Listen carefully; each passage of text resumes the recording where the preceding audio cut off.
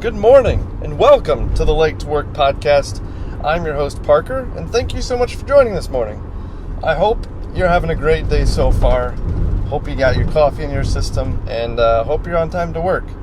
I'm actually late to work today, but it's okay because it's a doctor's appointment that I had this morning, and I cleared it with my boss, so we should be okay. Today is a special day. First off, because it's beautiful outside. It's perfect weather and really good traffic in Michigan. And also, the reason I'm going to California in a little bit is for my uncle's wedding. And his name is Norman. He is a pretty outstanding guy. So I wanted to dedicate this podcast to him. He's getting married soon, and I'm going to go see him in California get married. I'm super excited. But I wanted to tell you guys a little bit about who he is, what his story is, and why he's an inspiration to me. So I have known Norman since I was a little kid. I would see him on and off, and I lived in Cincinnati growing up.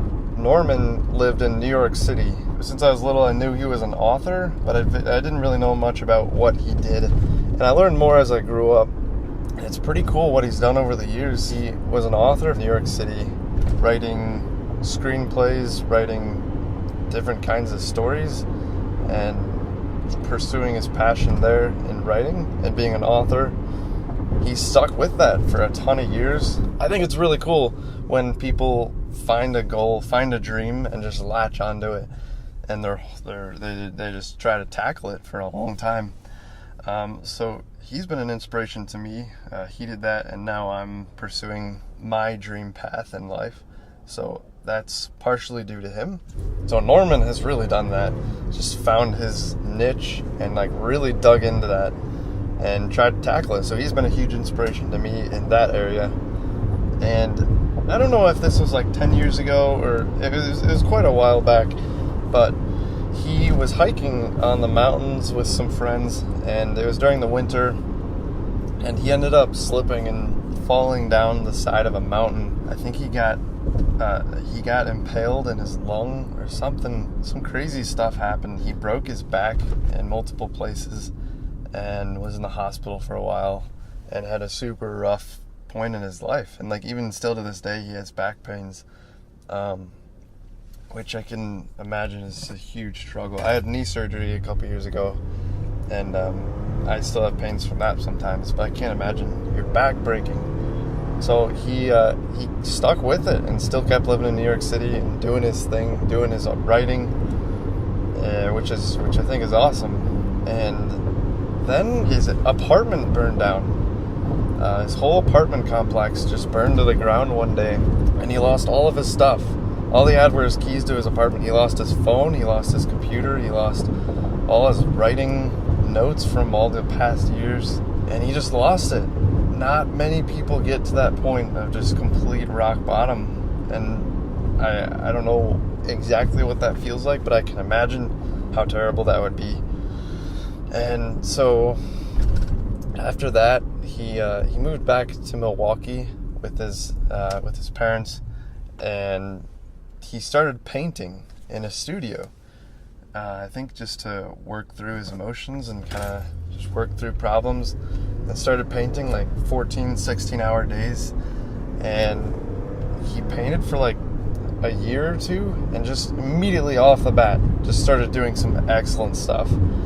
And now he still paints, and he's starting to sell some of his paintings. And they're really cool stuff that he does. He has his own really unique style.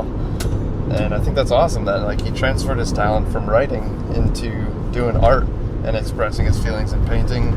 So Norman is a super talented dude, and he's getting married to this girl named Michelle, and she seems really cool too. I've never met her, but from what I've heard, she sounds super bright as well and creative. She is one of the leaders of this cool organization called Global Peace Index, and they're the standard of the world for rating each country.